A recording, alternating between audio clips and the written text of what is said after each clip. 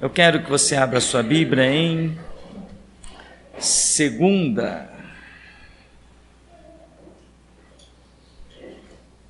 Tessalonicenses, no capítulo 2.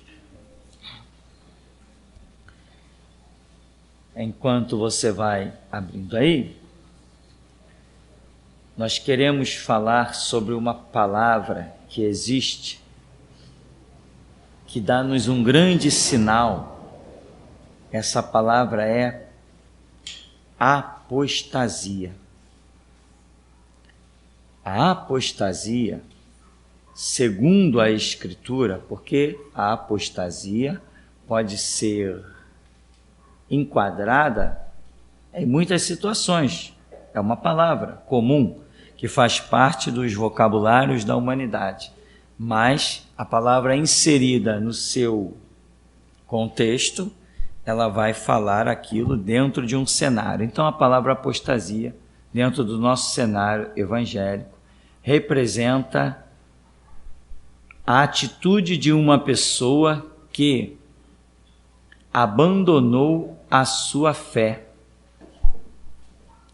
Mas você vai ver pessoas que estão dentro das igrejas, e pelas pessoas estarem dentro das igrejas, você não vai muitas vezes classificá-las como apóstatas, porque estão dentro de uma igreja. Mas quando a Bíblia fala de apostasia, ela fala de um caráter interior. Não está falando de, aquela pessoa está na igreja. Não.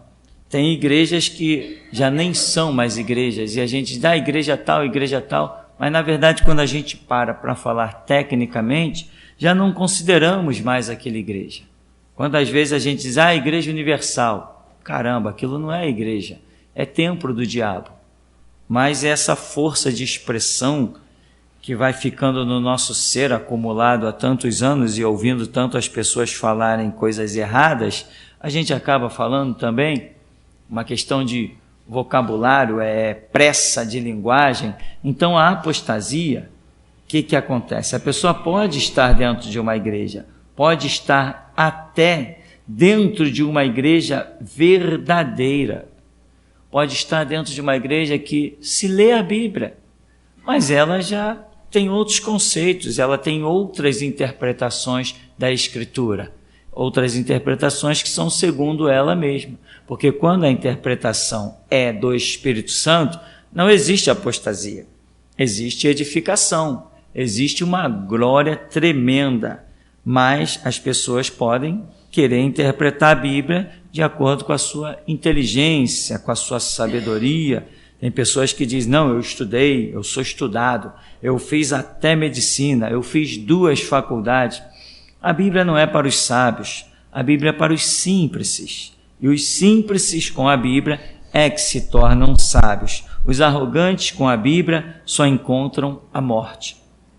Então, apostasia é o ato de alguém negar uma ideologia, né? O Islã, por exemplo, usa muito isso. Eles mandam matar os apóstatas. Todo aquele que era do islamismo, né? Muçulmano, e muda para outra religião, eles chamam de apóstatas. E dizem eles que o profeta Maomé, eles dizem que é ordem de Alá matar os apóstatas. Então, apostasia é isso, quando alguém nega uma ideologia. Eu já vi esse termo ser usado até em Brasília, né? Com partidos políticos. Não, nós expulsamos o camarada do nosso partido porque ele apostatou. Apostatou, não está mais de acordo com a filosofia do partido. Ora, nós temos uma Constituição, então os partidos não podem ter filosofia. Eles têm que se render à Constituição. Mas os partidos chegam lá em Brasília, cada um com seu próprio estatuto. Como? Partido político não pode ter estatuto, porque nós já temos a Carta Magna. O Estatuto da Nação é Bíblia. O Estatuto da Nação é Constituição. Então, o PMDB não pode ter partido, não pode ter como é que chama? Estatuto. O PT, não pode existir o estatuto do PT, porque eles são homens de vida pública. Homem de vida pública tem que servir conforme a Constituição. Amém? Então o que acontece? Quando um cristão entra para a política, ele vai ter legalmente, por uma regra lógica, um cristão na política, ele tem que servir a nação segundo uma lei. E essa lei se chama Constituição. Não tem jeito. Vai ter que ser. O sistema já está montado. E um crente no meio da política, ele não consegue fazer prevalecer a Bíblia. É impossível. É impossível por vários motivos, e o principal é que Deus não está naquele negócio. Né? Então, o cristão, quando entra para a política, ele vai ter que se tornar um apóstata. Ele vai praticar a apostasia. Por quê? Porque ele vai começar a falar segundo a Constituição. Essa vai ser toda a defesa dele. Nós, crentes, não. Nós não somos apóstatas. Nós vivemos segundo a Bíblia. E quando alguma coisa vem nos confrontar, nós batemos de frente.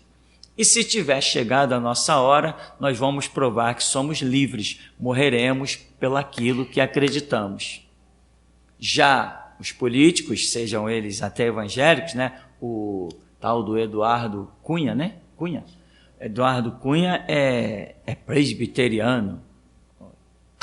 Fazer o quê? Para mim, nas igrejas presbiterianas, em todas elas no território nacional, nas igrejas presbiterianas, não existem crentes, existem apóstatas. Eles negaram completamente o quê? Os conceitos bíblicos, por isso são apóstatas. Então a apostasia se traduz nisso, no abandono de uma ideologia, no abandono de algum conceito doutrinário, regras, estatutos, isto é, apostasia. As pessoas que praticam apostasia são chamadas de apóstatas, né? Esse é o nosso assunto. Segundo Tessalonicenses, no capítulo 2, diz: Irmãos, no que diz respeito à vinda do nosso Senhor Jesus Cristo e à nossa reunião com Ele, nós vos exortamos a que não vos demovais da vossa mente com facilidade, nem vos perturbeis, quer por espírito, quer por palavras, quer por epístola, como se procedesse de nós, supondo tenha chegado o dia do Senhor. Ninguém de modo nenhum vos engane, porque isto não acontecerá sem que primeiro venha a apostasia e seja revelado o homem da iniquidade, o filho da perdição, o qual se opõe e se levanta contra tudo que se chama a Deus ou é objeto de culto, a ponto de assentar-se no santuário de Deus, ostentando-se como se fosse o próprio Deus. Não vos recordais de que ainda convosco eu costumava dizer-vos estas coisas? E agora sabeis o que o detém, para que ele seja revelado somente em ocasião própria. Se você tiver acesso à Bíblia Nova Tradução na linguagem de hoje, eu te aconselharia ler esse texto na linguagem de hoje. Você vai ficar impressionado com a clareza dos detalhes que esse texto ganha. É uma coisa realmente impressionante. Então veja, o que Paulo está dizendo? Ele está escrevendo para os irmãos de Tessalônica, e ele está dizendo: irmãos, quanto a esse negócio de a vinda do Senhor Jesus e a nossa reunião com Ele, eu quero exortar vocês, não movam facilmente o quê? Ele diz assim no verso 2, a que não vos demovais da vossa mente. Quer dizer, não muda o pensamento de vocês com facilidade. Não fiquem perturbados, nem como se tivesse essas cartas aí sido escritas por nós. É o que está dizendo aqui, né? Como se procedesse de nós, ou seja, tinha gente que escrevia a coisa e assinava em nome do apóstolo Paulo, em nome do apóstolo Pedro. Para quê? Para causar um tumulto lá dentro da igreja. E às vezes para dizer que tinha a carta de Paulo, que andou com Pedro. Era gente querendo aparecer o tempo todo. Ele está dizendo, olha, cuidado, nem se aparecer alguém dizendo que a carta é nossa. Não vai ser assim. Aí ele deixa um sinal poderoso, que ninguém tem dúvida, ninguém que estude a Escritura tem dúvida, que ele recebeu do Espírito Santo. Ele diz, ninguém vos engane, porque primeiro vem a apostasia. Pessoas vão largar de mão o quê? A ideologia do Evangelho. Qual é a ideologia do Evangelho? A ideologia do Evangelho é pregar o Evangelho. Jesus consuma a obra dizendo assim, olha, todo poder me é dado nos céus e na terra, ide por todo mundo e pregai o Evangelho. Então, a mudança do conceito de pregação do Evangelho é uma apostasia. Então, quando você entra numa igreja, o que tem que acontecer dentro desta igreja? Você tem que ouvir citações bíblicas, você tem que ouvir os conceitos bíblicos do Evangelho, você tem que ouvir o caráter do Evangelho, o caráter de Cristo. Qualquer outra coisa fora isso é apostasia. Então, como se identifica a apostasia? Se eu entrar num terreiro de macumba e ver lá as pessoas pregando, como por exemplo tem lá Espiritismo Cristão, o Evangelho segundo Allan Kardec e um monte de outras baboseiras. Se eu chegar lá e sentar e ver aquelas pessoas falando de conceitos que não condizem com o Evangelho, com as Escrituras, eu posso olhar e dizer assim, epa, a apostasia está presente? Eu posso fazer isso? Não, não posso. Ali não existe apostasia. A apostasia é quando o clima é de verdade, mas a prática é de mentira. Eu posso entrar numa igreja católica e ver o padre rezando missa e batizando crianças e fazendo sei lá o quê, dando doutrina do purgatório e dizer, a apostasia está presente? Não, não posso. Não posso. Porque lá é o conceito, eles estão seguindo aquilo há tempos. Agora, quando eu olho uma igreja, um lugar rotulado de evangélico, aonde se abre Bíblia, se estuda a Bíblia, por exemplo, não tem aí os seminários assembleianos?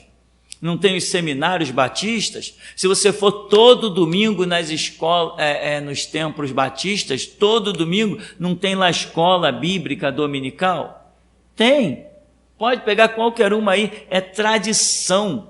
É mais forte que folclore, é mais forte que Bumba Meu Boi, é mais forte que carnaval. O domingo de manhã ser a escola bíblica dominical nas igrejas batistas. Então, se eu entrar num lugar desse, aonde se cultua a Bíblia e diz que ela é a palavra de Deus e que Deus se manifestou e que Jesus é o Salvador, se eu chego em lugares aonde eu ouço esses fundamentos e vejo que a prática não é conforme esses fundamentos, então eu posso dizer, é chegada a apostasia.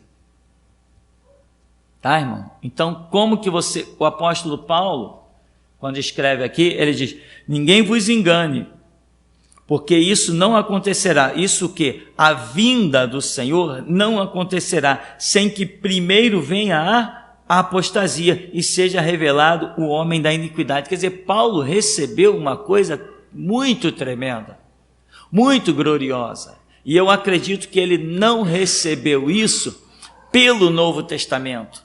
Ele recebeu isso por ser um grande estudioso da lei e conhecia muito bem Zacarias, conhecia Malaquias e conhecia Daniel. Paulo foi instruído aos pés de um tal Gamaliel, que era considerado um dos homens mais sábios na lei, o que deu aquele conceito, larga esses homens de mão, se essa obra for de Deus, vocês não vão poder destruir. E se não for, ela vai se desintegrar, porque tantos já apareceram, né? Gamaliel, um grande doutor da lei. Paulo chega ao ponto de citar o nome deste homem no meio dos judeus, porque sabia que a memória deste homem era de altíssimo respeito. Paulo recebeu, irmão, o ponto-chave para nós podermos dizer, agora sim, Maranata, ele vem. Recebeu. E quando você lê a Escritura com seu coração completamente limpo e cristalino, o Espírito Santo ministra. Ele fala, é agora, esse é o tempo. É o momento de tudo ser preparado para a vinda do Senhor. Aí dizem os crentes ignorantes. Ah, não, o mundo ainda está muita bagunça para Jesus voltar. Tem muita coisa ainda para se ajustar. Não. Paulo diz que quando Jesus vier se manifestar, quem vai estar no poder? O homem do pecado, o homem da iniquidade, o iníquo. Então, a iniquidade, a apostasia, isso é o quê? Caos generalizado. Pessoas negaram a fé, pessoas estão andando segundo a sua própria avareza, ou seja, estão querendo tudo que as pessoas fazem se traduz em dinheiro. Ninguém pensa em mais nada, só se pensa em dinheiro. O presbiteriano Eduardo Cunha está aí, está se estimando que ele desviou 500 milhões de reais. Porque desde que ele era de outras empresas, já estava sendo acusado de desviar fortunas em milhões, só coisa em milhões. Então, um camarada com conceito presbiteriano, né, muito apoiado pela, Tia Heron, que já foi de outras denominações, agora é da Universal. Imagina, um presbiteriano só pode ser apoiado mesmo por alguém da Universal, porque crente de verdade não vai apoiar. Então, quando você vê um cara com conceito de crente roubando, acabou. Ele negou, ele é apóstata. O garotinho, lembra do garotinho? O garotinho foi acusado de desviar 100 milhões de reais. Ele tinha aí também uns chavões, tinha programa em rádio, não me lembro se ele chegou a ter programa em televisão, mas ele desviou, era também presbiteriano. Vamos dar desconto, né, irmão? Presbiteriano, né? Tem que dar desconto, senão... Se um crente da geração Jesus Cristo pisar na bola, não, aí a gente não dá muito desconto, não, porque tem realmente uma bagagem. Agora, o camarada é presbiteriano, a gente tem que dar um desconto, né? Não vamos querer cobrar tanto, né? Ele é quase um católico, né? Então não adianta querer cobrar tanto. Então o garotinho, que era professor da escola dominical da presbiteriana, era esse o cargo dele, né? Ele desviou 100 milhões e ele está até hoje com todos os seus bens penhorados. Penhorado? Bloqueado, né? Está tudo bloqueado. E processos que vão rolando aí na justiça, porque eles têm muitos amigos e têm muito dinheiro roubado. Então eles conseguem ir empurrando as coisas, né? Mas Eduardo Cunha está com medo da mulher ser presa, da filha ser presa. Renunciou, né? Vi uma notícia recente aí que ele renunciou. Mas, ainda que os homens não consigam fazer nada com ele, eu tenho certeza que a minha alma será satisfeita pelo meu Deus. Da espada de Jeová ele não vai escapar. Não vai escapar mesmo. Porque nós temos uma promessa de Deus de que seremos fartos. E eu não estou nem aí, irmão, quando um espírita rouba, um padre, um católico roubou. Isso aí, eles estão apenas fazendo aquilo que eles sabem fazer. Agora, um camarada que teve Bíblia na mão, diz que leu, diz que é professor, isso, aquilo outro. Meu irmão, esse daí, eu quero mais ver fogo cair do céu e o consumir, não deixar nem cinza. Então, isto é apostasia. Quando se tem um conceito e simplesmente o abandona, tá? Então, Paulo está dizendo, a vinda é precedida pela apostasia. Então eu sei que, enquanto não viesse Paulo falou isso num tempo muito distante. Enquanto não viesse a apostasia, a vinda literal do Senhor não seria manifesta. Então hoje nós estamos vivendo um tempo que se chama apostasia. Então eu digo que Jesus já vem? Sim, Jesus já vem. Mas Deus já nos revelou dentro desse tempo, né, em que existe uma apostasia, já nos revelou a restauração e já nos revelou também, nesse período da apostasia, que será manifesto o filho do pecado, o que nós chamamos de anticristo. Depois da manifestação do filho do pecado, é que Jesus pisará no Monte das Oliveiras com o seu povo. Mas Deus já nos ensinou também que antes disso a sua igreja será arrebatada. Antes disso, antes de Jesus pisar no Monte das Oliveiras, haverá um povo forte, valente, um povo jamais visto igual sobre a face do planeta em parte alguma, um povo muito conhecedor do projeto de Deus, um povo que sabe para que nasceu e vai cumprir o seu papel, um povo chamado o grito da meia-noite. Então, isso já são coisas fundamentadas, assim como Deus revelou para Paulo a apostasia, a iniquidade, o homem do pecado e a vinda de Cristo. Deus tem revelado para nós, porque revelou para Paulo, mas a Escritura já dizia, amém? Daniel está lá dizendo, e revelou para nós, mas a Escritura já dizia. Só que não basta estar escrito, tem que ser revelado. Não basta estar escrito. Se bastasse, todo mundo estava sabendo. E não estão sabendo. Tem gente até que... Eu já li a Bíblia 2 vezes, eu já li a Bíblia 5 vezes, mas não sabe, porque não basta estar escrito. Se bastasse estar escrito, não precisaria ser revelado. Então, uma coisa é estar escrito e outra coisa é ser revelado aquilo que está escrito. Então, o grito da meia-noite foi nos revelado, a restauração foi nos revelado. Como revelado? Nós alcançamos o entendimento do que a Escritura fala sobre isso. Então, qual é o tempo que hoje nós vivemos? Vivemos o tempo da apostasia. E dentro desse tempo da apostasia, temos uma dispensação chamada restauração. Então, a missão de quem entendeu a restauração, também entendeu a apostasia. A missão dos restauradores é denunciar a apostasia. Essa é a missão. Esta é a missão. Como que a gente faz isso? Soltando a voz mesmo, falando, pregando, mostrando textos, elucidando, porque não vai bastar muitas vezes as pessoas, normalmente não basta a pessoa chegar lá e ler o texto na Escritura, porque eles podem ler, mas a revelação não foi lhes dada, porque Deus tem uma maneira de agir em que o mover do seu Espírito não é levado a todo mundo. Deus olha quem o está buscando, Deus olha o coração e Ele derrama sobre e quem quiser receber daquilo que tem que ser recebido, tem que se dirigir àquele Deus não... Irmão, atente para isso, muito importante. Deus não lança a sua revelação sobre toda a terra. Deus lança a sua revelação sobre E é de que Deus, através do seu Espírito, movendo esse espalha o que Ele quer por sobre todo o globo terrestre.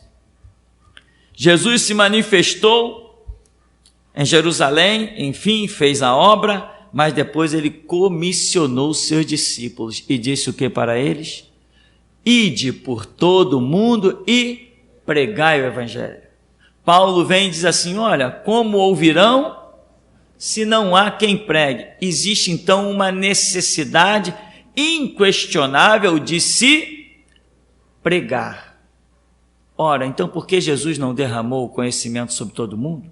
Porque Ele não fez algo para alcançar uma grande massa? Não, Ele desceu, Ele sozinho ali, em Jerusalém, nos termos da Judéia, chamou um discípulo, chamou outro, ele, a partir dele, foi fazendo discípulos, e esses discípulos têm que ir fazendo outros discípulos. Então, quando Deus dá algo a um, atrai outros. É assim que Deus faz. Então, não basta as pessoas lerem. Por isso que as pessoas ficam impressionadas quando você fala, quando eu falo, porque elas dizem, mas eu nunca tinha visto desse lado. Eu nunca tinha pensado por esse ângulo. Por quê? Porque elas não receberam a revelação. Mas a Bíblia está lá na mão delas? Está. Só que elas leem e não entendem. Você lê, explica, aí elas passam a entender. Ora, mas elas leram e não entenderam, e cadê o Espírito Santo? O Espírito Santo está te honrando, esperando você abrir a boca, para ele mostrar que você buscou, você recebeu. Quem quiser receber vai ter que buscar também. É assim. Essa é uma maneira que Deus tem de nos honrar. Uma maneira gloriosa que Deus tem de nos honrar. Eu, por exemplo, eu sou uma pessoa muito honrada por Deus.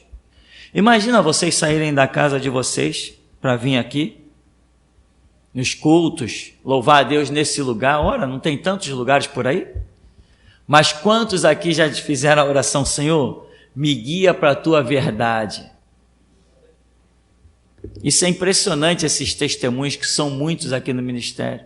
Pessoas dizem, pastor, eu não estava concordando com nada na minha igreja. Eu entrei no meu quarto e disse, Senhor, me guia para a tua verdade. Quando eu saí na rua, eu recebi um CD. Isso é incrível.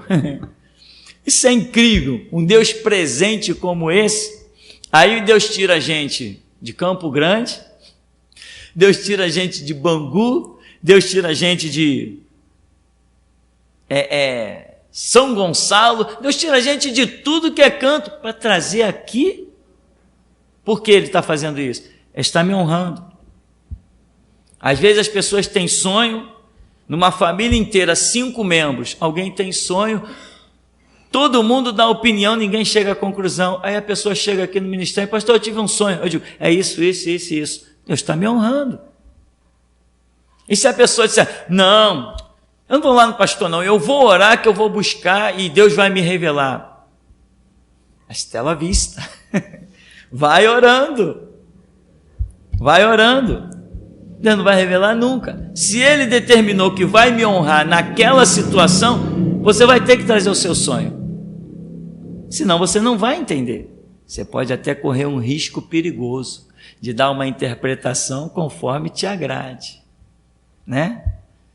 Eu tive um sonho que eu ia ter um castelo imenso. Pastor, eu tive um sonho, eu ia ter um castelo imenso. Isso é riqueza que Deus vai me dar, né? Aí vinha uma onda, pastor. Pois é, a onda derrubava, né? Derrubava. Então cuidado com os seus castelos de areia. Então, irmão, tem gente que tem sonho, isso é muito engraçado, eu acho fantástico, e às vezes não quer nem contar o sonho. E eu vejo claramente o Espírito Santo jogando uma corda no pescoço, puxando, trazendo até a minha presença. E a pessoa não quer contar, mas ela se sente obrigada a contar. São formas que Deus tem de honrar quem está buscando, quem está clamando, quem está fazendo a sua obra. Bom, então Paulo recebeu e nós, aqui na geração Jesus Cristo, também recebemos. Estes são sinais poderosíssimos, né? Agora, Paulo diz assim, ninguém de modo algum vos engane. Estavam querendo enganar o povo? Estavam. Isso não acontecerá sem que primeiro venha a apostasia, seja revelado o homem da iniquidade, o filho da perdição. Essas coisas estavam escritas já na Escritura? Estava. Daniel falou sobre isso e tantos outros profetas falaram sobre isso.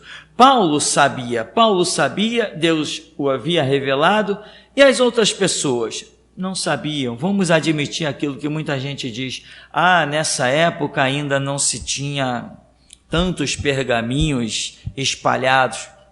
Pode ser, vamos admitir isso, né? Aí ele diz assim, o qual se opõe e se levanta contra tudo que se chama a Deus ou é objeto de culto. O que é objeto de culto? O que nós temos, irmão, como objeto de culto? Objeto de culto nós temos só a palavra. O que a palavra nos revela? O sangue de Cristo, o seu louvor, a sua adoração, porque ele é digno de toda a honra, de toda a glória, de todo louvor. Então, o sacrifício que ele fez por nós, o louvor que nós devemos a ele, né? Esse é objeto de culto, é uma coisa assim muito simples. Aí o que acontece? As pessoas se levantam contra isso. Como que se levantam contra isso? Criando novos objetos de culto. Nós não temos, entendeu? É o sangue do Cordeiro e, como é que diz a Escritura? Eles, pois, venceram. É sangue do Cordeiro e palavra do testemunho. E não amaram as suas vidas até a morte. Nós não temos outro objeto de culto. É o sangue e a palavra. A palavra compreende uma complexidade de ensinamentos que vão nortear a nossa conduta. Então nós só temos isso se você entrar em uma igreja que crê nisso, mas tem outras práticas adicionais. Ali você está diante de uma apostasia, porque foi descentralizado aquilo que não pode ser descentralizado. Criou-se uma concorrência, por mais que não, isso é mais um motivo para adorar, isso é mais um motivo para buscar. Não existe, não é aceitável. Motivo para adorar, motivo para buscar, motivo para servir é o sangue do Cordeiro e a palavra do testemunho. Se você entrar numa organização ou detectar uma pessoa falando que você veja que ela tem, além do sangue do Cordeiro e da palavra do testemunho, quaisquer outros conceitos, você vai estar diante de uma apostasia. Existem apostasias voluntárias e involuntárias.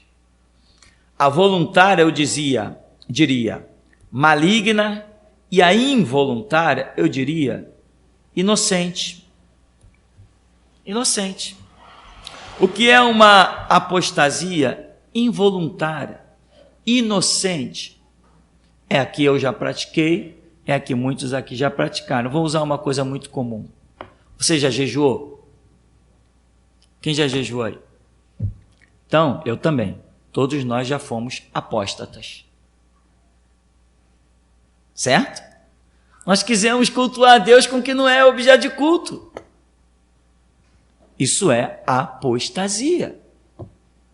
Escapamos do sangue do Cordeiro e da palavra do testemunho. Mas foi involuntário. Eu não visei o meu lucro. Eu fiz por inocência. Eu achava que estava fazendo para Deus.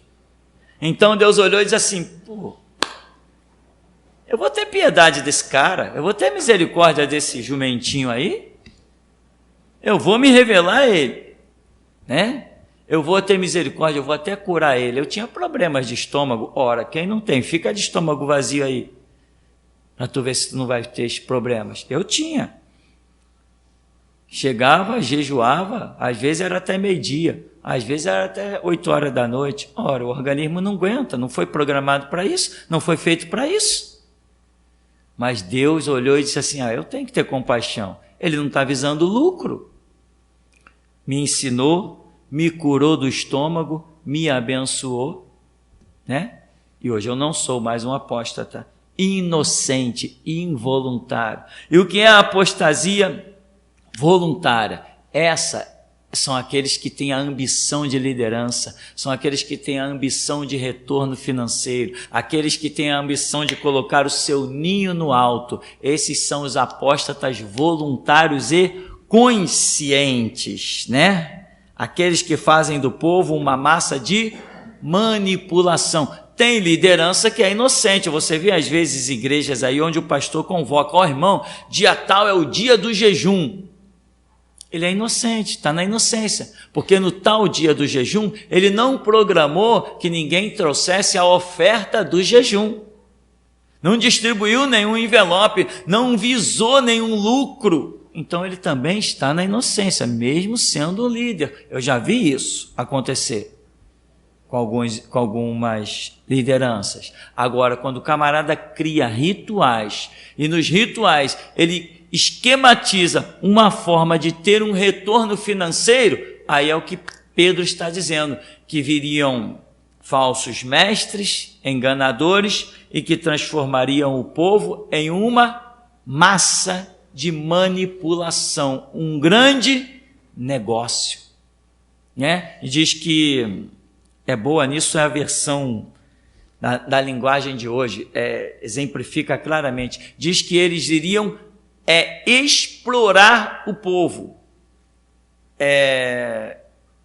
iam visar lucro em cima do povo. Então esses são voluntários, são malignos, são conscientes dos seus atos, porque eles não estão pensando naquilo, querendo levar o povo a uma espiritualidade, mas querendo fazer uma forma de arrancar dinheiro. Um tal João Ribe Palharim, esse camarada parece que já está com 80 congregações. Ele começou distribuindo os envelopes coloridos, uns vidrinhos de azeite, começou a se espelhar na Universal, né, porque a Universal teve essa explosão demográfica e ele queria número, queria lucro, então hoje ele conscientemente, ele é um apóstata a caminho do inferno, porque Jesus não vai poupar, eu tenho certeza absoluta que não vai poupar, porque ele é consciente, porque veja bem, se eu disser aqui na igreja, irmãos, eu recebi de Deus, vou falar que nem eles, né? Fui no monte abençoado, vi anjos para lá e para cá, vi carruagens de fogo, e vi o anjo me ungiu esse azeite aqui. Então, você vai trazer uma oferta especial para receber a unção do azeite. Ora, a Escritura diz: de graça recebeste? Graça dai. Então, veja que já existe uma intenção maligna. Agora, se eu recebi de Deus verdadeiramente, estou lá orando, com um pote de azeite, e vi cair uma gota do sangue de Jesus dentro daquele pote. Opa! Irmão, antes do culto, já vou meter a mão ali, já vou ungir a mim mesmo. Depois vou sair ungindo toda a minha casa, depois no culto eu vou ungir todos os outros que chegaram. Mas eu vou começar a fazer a obra. Eles dizem que receberam, que o óleo é santo, que a unção é poderosa, mas você não vê a cara do filho nem da mulher deles lá para ser ungido? Está com a unção poderosa, está com o óleo que foi dado por Gabriel. Mas então bota a tua filha, teu filho, bota a cara da tua mulher para ser ungido. Não põe. Por quê? Eles sabem que estão mentindo, né? Aliás, mentindo. Eu nunca vi igual, irmão. Tinha um homem que estava vendendo um CD. Um programa na televisão, acho que vocês viram. Veja se isso não é consciência maligna clara, apostasia clara. Então ele dizia assim, ligue para cá que você vai receber um CD com a gravação que eu recebi de Deus. É a mesma oração que o arcanjo Gabriel, né? Anjo Gabriel, que o anjo Gabriel faz diante de Deus. Essa oração é poderosíssima. Eu recebi a oração que o anjo Gabriel faz diante de Deus. E eu vou dar, estou vendendo uma cópia estou vendendo cópias desse CD, então ligue para cá. E o homem vendia cada cópia de CD por R$40. Tá barato, né? Bem barato. Quanto custa um CD? 50 centavos? É só uns 50.000% de lucro. É coisa pouca. Imagina, num programa de televisão, um canal de televisão, quando é posto, ele é visto pelo menos por 15 milhões de pessoas. Quantos trouxas tem nesses 15 milhões? E ele ficou com esse programa vários dias. Sabe por que ele ficou com esse programa vários dias? Porque estava dando lucro. Tinha gente comprando, senão já tinha tirado o programa do ar. Agora eu te pergunto, um homem que diz que está vendendo a oração que Gabriel faz diante de Deus, esse homem é inocente ou ele é culpado? Ele não sabe que ele não recebeu nenhuma oração? Ele sabe. E que papo é esse? Quer dizer que Gabriel chega diante de Deus e ele ora e ele faz sempre a mesma oração, então? É que nem nós aqui repetimos sempre a mesma oração. Então Gabriel é um robô? Esse homem é culpado ou ele é inocente? Então com certeza eu não o verei no céu, né? E depois, o nome da igreja do camarada, a igreja não sei o que dos templários. Aí depois, viu-se que o homem é membro da maçonaria. É uma piada com o povo evangélico. Usando todos os conceitos, pegava cantoras evangélicas, colocava lá o clipe nos programas dele, atraía a atenção dos evangélicos, que são tão bonzinhos para contribuir, né? Silas Malafaia que eu diga, não tem mais onde botar dinheiro. Aquele apóstata. Quando um homem se junta com um político, ele é apóstata. Isto é apostasia. Só que as pessoas não estão vendo isso. Vamos provar aqui que política com igreja é apostasia. O que representa, quais são os últimos detalhes da estátua vista por Nabucodonosor? Ferro e barro. Barro é religião, não há dúvida, e ferro é política. Lá nos pés da estátua, ferro e barro.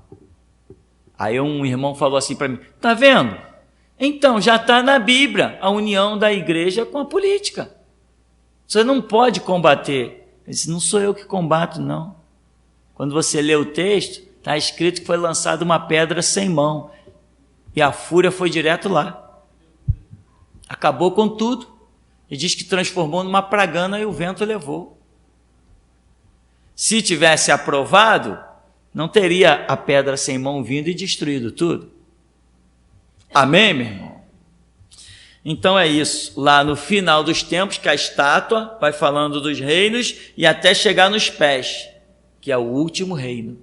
E o último reino, que é o ferro, está impregnado com o barro, ou seja, estamos vivendo os últimos tempos. E quando a Bíblia fala de últimos tempos, está falando dos últimos anos. E se está falando dos últimos anos, quando se fala de os últimos anos, está se falando de menos de 100 anos. A referência de anos se refere a algo que não chega a 100 anos, né? Eu acredito que Jesus Cristo volta em 2070. Bom, temos alguma pergunta? Alguma experiência? Pastor, só o fato de uma denominação criar um estatuto próprio para dentro da igreja, isso já poderia dizer que é uma forma de apostasia, porque normalmente os estatutos da igreja são sempre regras que a igreja resolve criar, né? Ah, não pode isso porque o pastor disse que não pode. Coisas que normalmente não condiz com a escritura. É errado isso? Isso já é uma forma de apostasia? Se a igreja criar um estatuto e passar a seguir esse estatuto, com certeza, apostasia. Não podemos ter outro estatuto. Aí, o evangelho não é uma regra de conduta, tanto das coisas de dentro da igreja, tudo dentro da igreja, as regras de dentro da igreja, é a conduta das pessoas. Então, o nosso estatuto é Bíblia. Se eu crio um estatuto e sigo isso, agora você veja que existe uma ação maligna no mundo. Por exemplo, a igreja é uma organização, a igreja pode emitir papéis oficiais, a igreja pode, nesse sistema jurídico e político, a igreja pode emitir documentos de altíssimo valor, confiança, credibilidade, enfim, porque a igreja tira um CNPJ, a igreja congrega pessoas. A igreja congrega valores, equipamentos, a igreja tem responsabilidade. Eu não posso reunir 50, 100, 200 pessoas debaixo de um lugar que o telhado está caindo. Então eu tenho que ter responsabilidade. Para ter essa responsabilidade, eu preciso de licença de prédios e uma série de coisas. Então eu preciso de CNPJ. Para mim tirar um CNPJ de uma empresa, eu preciso ter o estatuto da empresa. Para mim tirar o CNPJ da igreja, a igreja é para o mundo classificada como uma empresa. Então eu preciso ter o estatuto da igreja. Preciso ter. E aí que muita gente não sabe dizer assim, eles querem o estatuto, tá? Pega qualquer pessoa que está acostumada a fazer o que eles aprovam, faz aí, fez, tá bom. Aprovou, tirou meu CNPJ, tá bom, joga na gaveta. Acabou, tá na gaveta. O que diz aquilo? Não interessa, eu nunca vou agir de acordo com aquilo. Entendeu? Aí estou com a documentação, faço o que eu tiver que fazer. Então, só que eu já vi numa igreja batista a seguinte loucura. Houve uma sessão de negócios lá, né? Aquela sessão, quem aprova isso? Vamos fazer uma obra, vamos construir uma laje ali, vamos fazer aqui, tem um espaço aqui, vamos fazer. Aí todo mundo, votou, todo mundo aprovou a obra, todo mundo aprovou a construção. No culto seguinte, veio o pastor da igreja, um recém-apossado pastor, empossado que chama, né? Recém-empossado, quando a pessoa assume um cargo, é empossado. Recém-empossado lá, aí ele trouxe o estatuto da igreja. Aí falou assim, irmãos, não vai... Só que ele não falou, ele está falando isso no pátio, né? Não dentro da igreja. Ele ainda ia apresentar aquilo na igreja. Como eu chegava cedo, ele estava falando com alguns irmãos que estavam ali no pátio ainda. Ele falou, irmãos, aquela decisão que nós tomamos em assembleia não vai poder ser feita. Porque aqui no estatuto da igreja diz que nós não podemos fazer nenhuma mudança nas construções já estabelecidas. Eu falei, irmão, é muito fácil, rasga o estatuto e faz outro. Ele olhou para mim e começou a rir, eu falei, não estou rindo não, estou falando sério. No próprio estatuto não diz que ele pode ser mudado?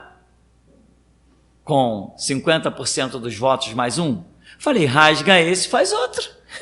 E vamos fazer a obra, vamos fazer a construção. Ficou um rindo daqui, o outro rindo dali. Esse Tupirani é fogo, né? Eu sou fogo? Não, meu irmão, é de papel. Se ninguém quer rasgar, me dá que eu rasgo. Agora, e qual é o estatuto aqui da igreja? Eu sei lá, mas uma coisa eu sei, que não me permitiria fazer o que foi feito. E isso eu tenho certeza, mas tenho certeza absoluta. Entendeu? Nós, na igreja, se nós tivermos outra regra, outro estatuto, outros mandamentos, estamos em apostasia, porque na igreja é o que Deus determina. Deus falou, faz um prédio, joga até o quarto andar, e mais o terraço deu 5, né? Joga. Caramba, nunca que a prefeitura ia me permitir fazer um prédio desse tamanho nesse terreno. Nunca, jamais. Mas a quem eu estou aqui para obedecer?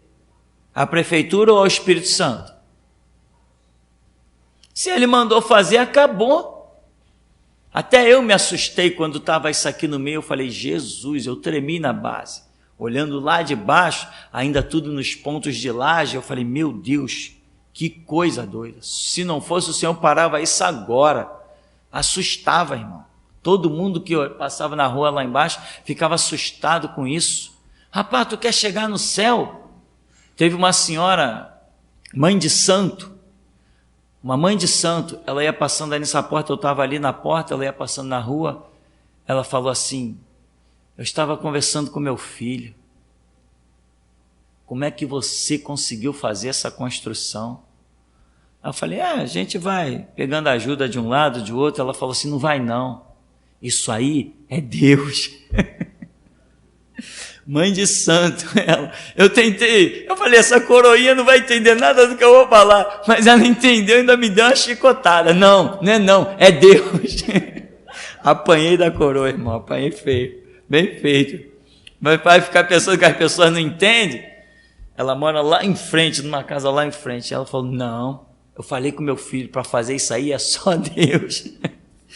Então, é isso, irmão. Estatuto, amanhã depois, você vai ter. Lá na China, os irmãos têm uma briga ferrenha com essa história de registrar a igreja. Tem que criar estatuto, e no estatuto diz o quê? Hoje, os estatutos, eu lembro que alguma coisa a dona do departamento jurídico me passou. Eles têm que vir várias cláusulas. Não pode isso, não pode aquilo, conforme artigo não sei que da Constituição. Isso não sei que artigo da Constituição. Irmão, fala sério, isso é piada. Eu quero lá saber do que diz a Constituição. Aquilo é lixo. Constituição para mim é lixo. A Bíblia não. A Bíblia é caminho de louvor, adoração, é vida, é glória. Eu não vivo por Constituição. Então, realmente, que fique bem frisado esse. Igreja que segue o seu estatuto é apóstata. Aí apresentou lá um rapaz: olha, irmãos, não vamos poder fazer a construção, porque o estatuto não permite. Eu falei, esse povo ridículo nunca vai a lugar nenhum, porque eles não mandam segundo a Bíblia. Não vai a lugar nenhum. Um povo que anda segundo estatutos elaborados por homens não vai a lugar nenhum. Não são servos do Deus vivo, porque seguem estatuto. Só é servo do Deus vivo quem segue Bíblia. Se não segue Bíblia, é apóstata. Há um outro texto de 2 Timóteo 4, logo aí um pouquinho mais para frente, né? 2 Timóteo 4, que diz assim: conjuro-te perante Deus e Cristo Jesus, que há de julgar vivos e mortos pela sua manifestação e pelo seu reino. Prega a palavra, insta, quer seja oportuno, quer não, corrige, repreende, exorta com toda longanimidade e doutrina. Pois haverá tempo em que não suportarão a sã doutrina. Pelo contrário, cercar-se-ão de mestres segundo as suas próprias cobiças, como que sentindo coceira nos ouvidos, e se recusarão a dar ouvidos à verdade, entregando-se às fábulas. Tu, porém, sê sóbrio em todas as coisas, suporta as aflições, faze o trabalho de um evangelista, cumpre cabalmente o teu ministério, né? Paulo fala quando escreve para Tessalônica, quando nós lemos, e agora Paulo fala escrevendo para Timóteo, e o mesmo contexto também. Depois o apóstolo João fala sobre essa mesma situação da apostasia, e também o apóstolo Pedro fala sobre essa apostasia, e também o apóstolo Tiago fala sobre essa apostasia. Ou seja, todos aqueles homens, pelo menos os que escreveram, eles receberam algo a respeito desse final de tempos, desse caos, desse abandono da verdade e da doutrina. Agora, observem esse texto que nós lemos.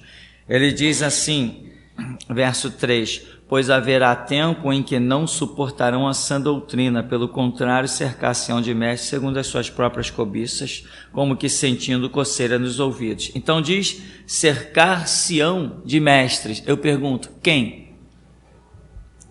Quem vai se cercar de mestre? O povo. O povo vai se cercar de mestre. Que tipo de mestre o povo vai querer? É isso que está dizendo aqui.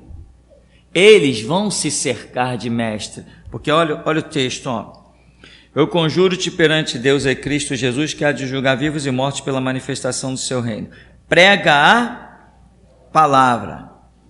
Insta, quer dizer, assiduamente, quer seja oportuno, quer não. Quer dizer, prega desenfreadamente. Se você julgar que há oportunidade, prega. Se julgar que não tem oportunidade, prega também. Corrige, repreende, exorta com toda longanimidade e doutrina. Então, Timóteo, prega a palavra. Prega para quem? Para o povo. Timóteo, prega para o povo. Aí Paulo continua.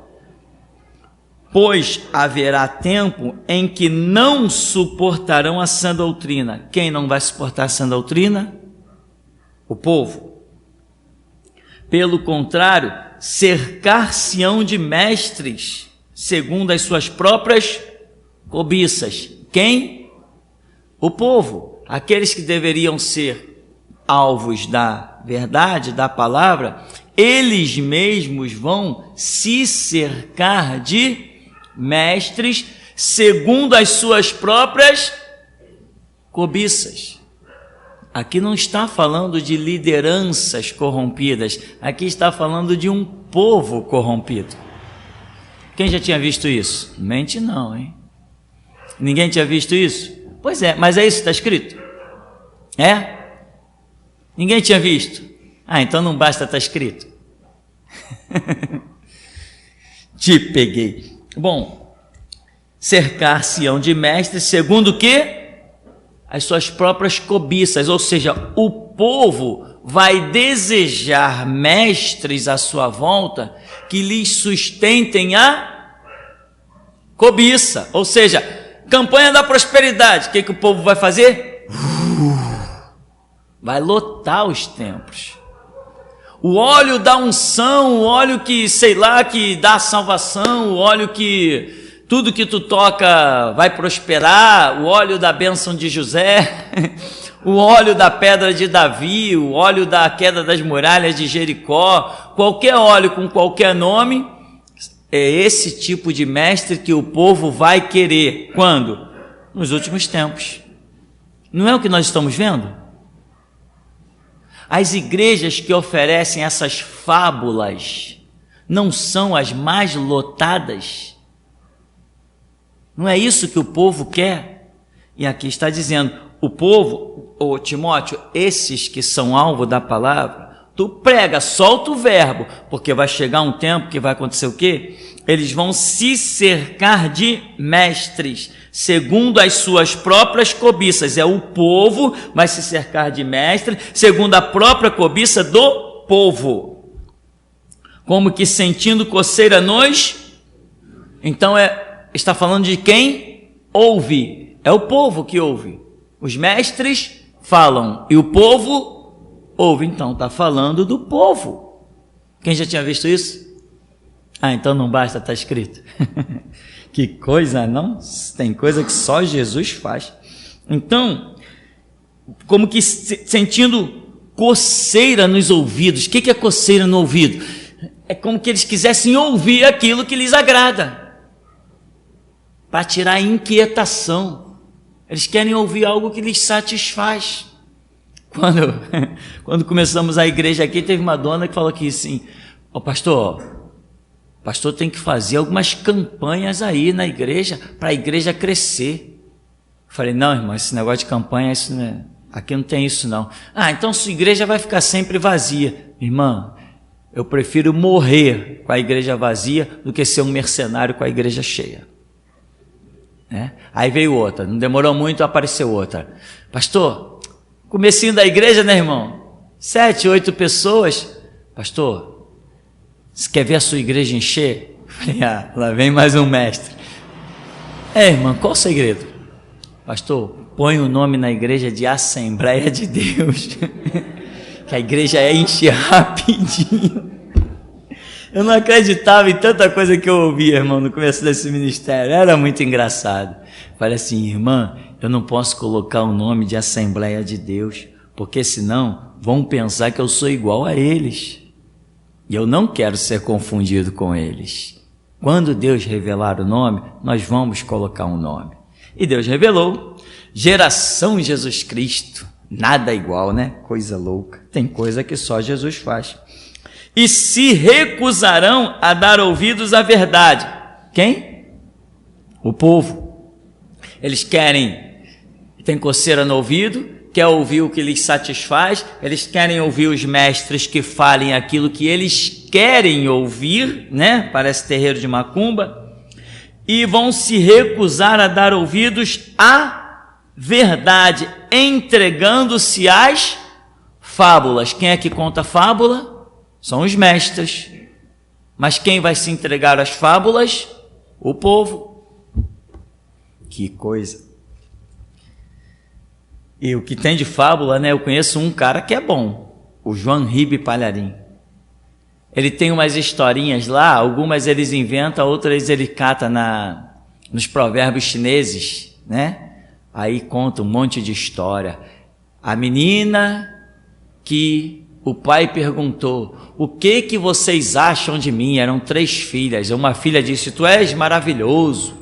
A outra disse, tu és a própria felicidade. Aí a outra disse assim, tu és o sal. O pai ficou revoltado demais com a menina. Que isso, me chamar de sal?